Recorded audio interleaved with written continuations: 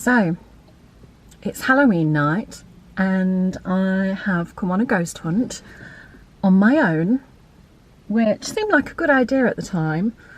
Probably won't be able to film much in there, so we'll see. But yeah, I've kind of made a half-hearted attempt at fancy dress. I've got a witch's dress on. I didn't want to be the one that was either the only one in fancy dress or the only one not in fancy dress. And I've got my black coat on, which I only normally wear at funerals. So, hey. And it's a bit tight. But yeah, I'll catch you later.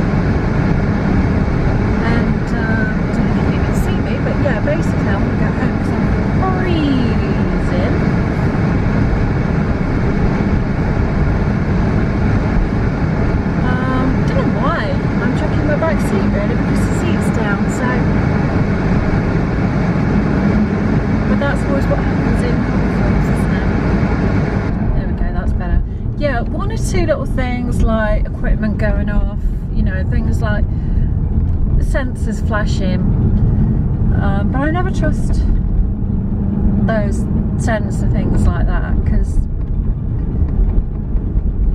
you know, I always think like vibration or something, or just electrical stuff could set them off. So yeah, I wasn't first time I ever went there. I was really frightened. Well, not really frightened, I just found it more spooky, and I had a nightmare when I got home, basically, when I went to bed. I don't know, might feel a little bit uneasy tonight, because there's always that ooh, what if kind of thing, isn't there? Don't you find just empty roads are spooky in themselves, aren't they? Dark, empty roads.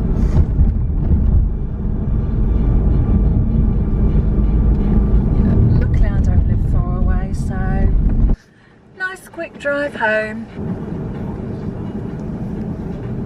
I just want to get warm. There we go. Home sweet home.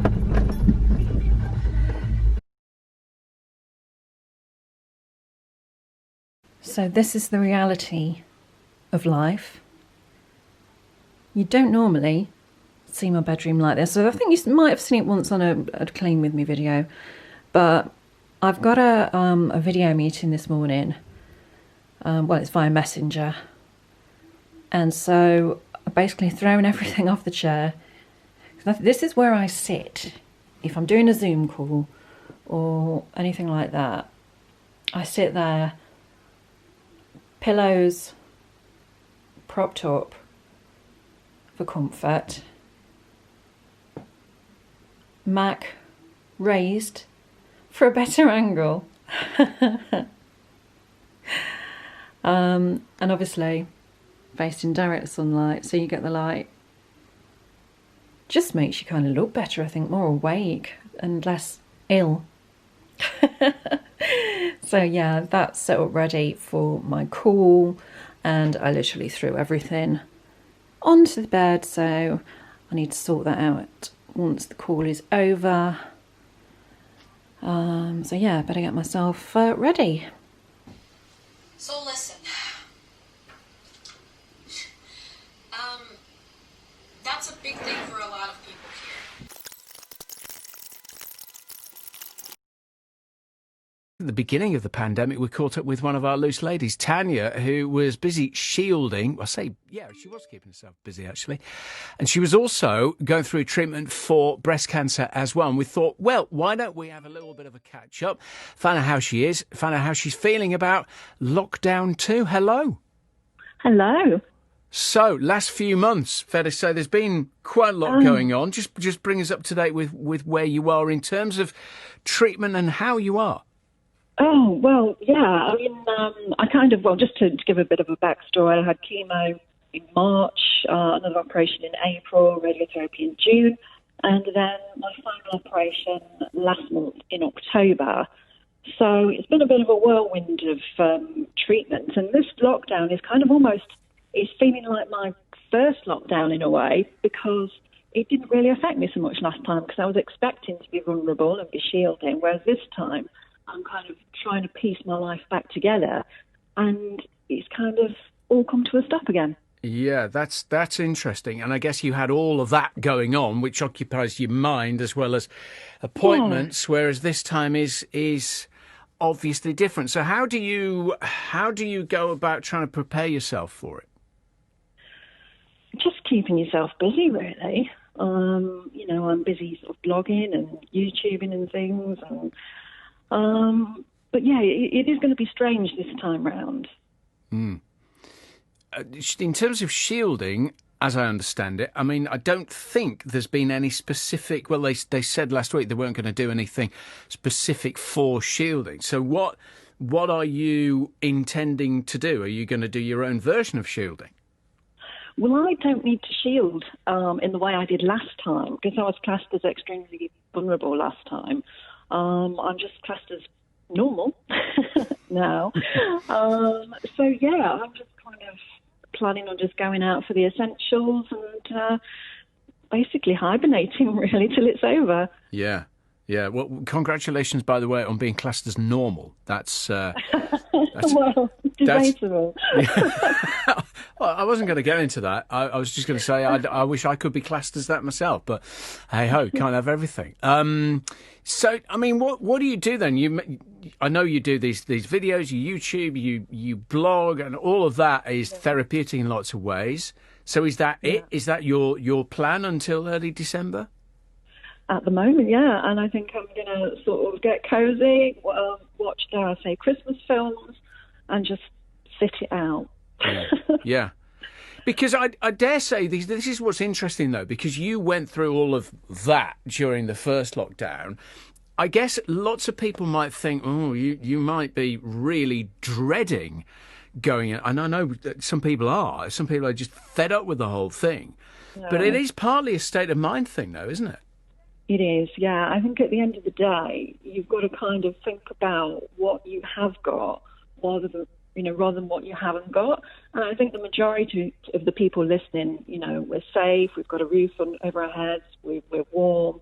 We haven't got to go out and, risk our lives unnecessarily, really.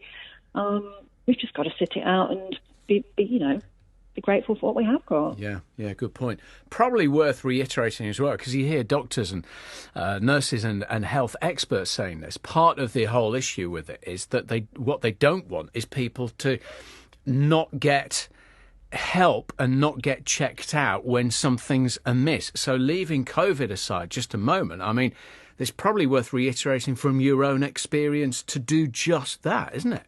Absolutely, yeah. I mean, I was pretty, so use the word lucky. I was lucky that I was diagnosed pre-COVID. So my treatment from the NHS, I can't fault it. Everything went to time, everything went to plan. From moving operations to different hospitals, I had one at the Park, one at, I think they call it the Circle at Queen's Medical, just so things weren't delayed. But it's only now, when it comes to follow-ups, that I'm actually noticing the difference. because I had surgery, I think it's 3 weeks ago now, and they've just said, well, we're now not going to contact you until February, and that's going to be over the phone. And you're kind of thinking, well, hang on a minute, I've had breast surgery, I've had cancer, how is this going to be picked up over the phone? So it really is down to the individual to be vigilant and sort of check yourself, get to know your own body, and any changes, you know, you've got to get in touch with your GP. Don't think that you're wasting anybody's time. You know, this is your life, and don't let COVID get you another way by not getting things checked out. Yeah, well said. Listen, we'll have to leave it there, but good chatting. Stay safe, and thank you for that. We'll talk again, no doubt, next few weeks or so. Thank you, Tanya. So, I did my bit on the radio. Turn right onto County Road. Yeah, difficult when it's live and you can't see the person that you're talking to because you don't know when they're going to speak, you don't know what they're going to ask. I had a rough idea of what we were going to talk about, and I've spoken with Mark a few times on the radio, so yeah, always easy to talk to. But you know, when you're so conscious that you've got to get your words out, you're like, and you can't see it on the radio, but my arm's like it's going to propel my words out better.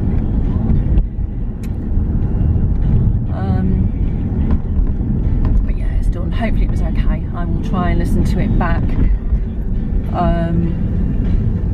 at some point.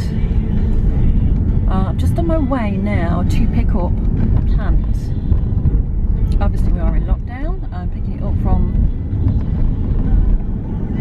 somebody's house, but they are going to leave it outside, and I've got the wrong way, so we're just going to turn around.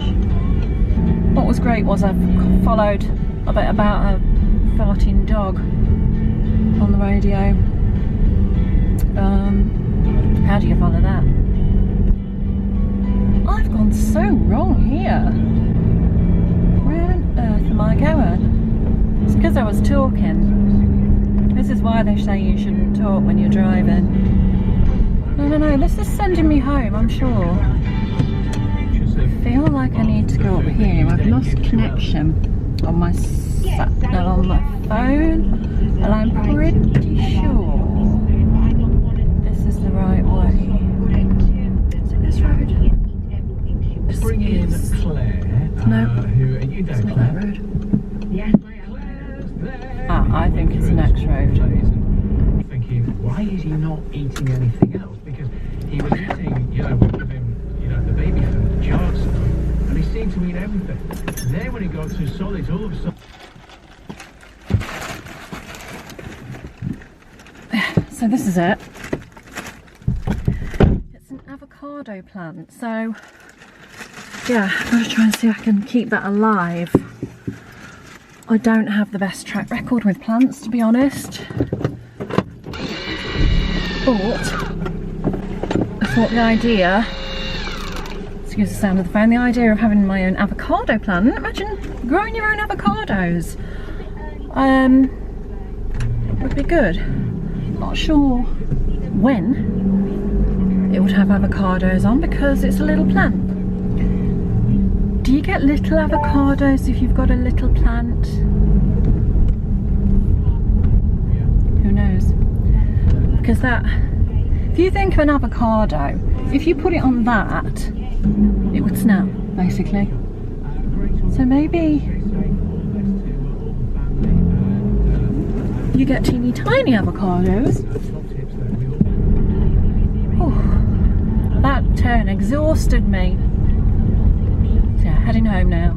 Carry on doing bits, emails, or so many emails to reply to. You do not want to know. Prioritise their mental health. Keep talking to each other. Look out for each other. Do the basics well. Try to do things that you enjoy. Know that there are talking therapists. Yeah, mental health is an issue, isn't it, in lockdown? It's finding the balance. You know, don't make unnecessary journeys, but don't sit at home and mull over things, you know, and keep talking to people. You know, that person that you think is okay, that seems okay maybe, you have no idea how they are feeling behind closed doors when they're on their own. So check in with people, you know, if you've not heard from them, or just generally make a note to check in and do it. And self-care, you know, do things you enjoy.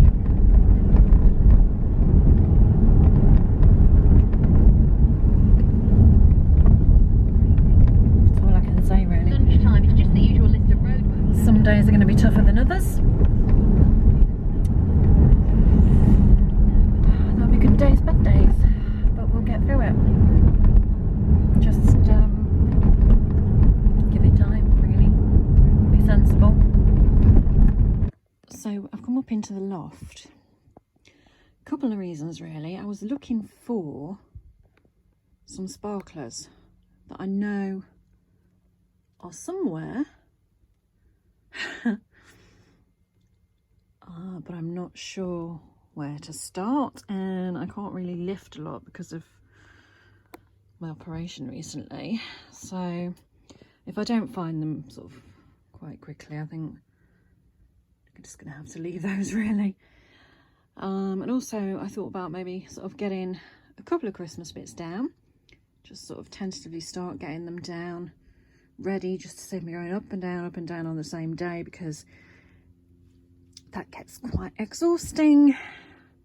So yeah, really, as I say, I'm not quite sure where to start. Whew, I'm actually out of breath. I've trapped myself in a corner for the sake of, how many is there? 3 sparklers. And getting the Christmas stuff down, I think, is a 2-man job, but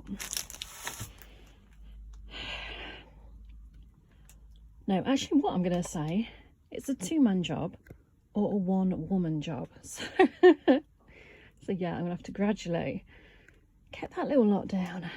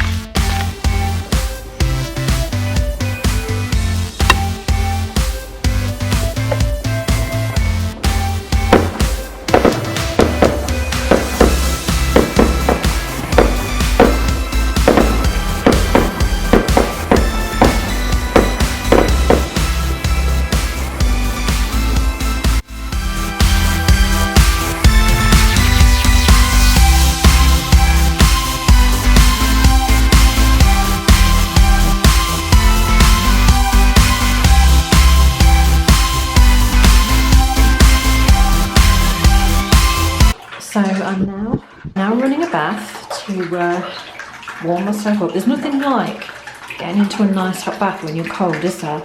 And excuse my, I've got my mulled wine standing in there to warm it up. I'm going to put my lush bath one in. See that again? Okay.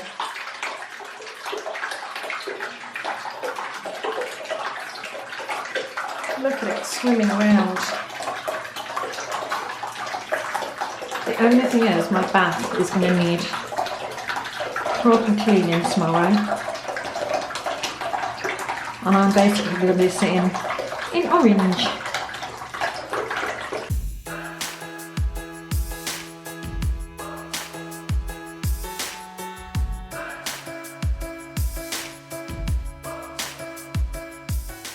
So at the end of the day, when I've taken off my makeup and moisturised, I like to hop into a cosy bed with a book. This one isn't a new book, but it's seasonal. So quite enjoying that.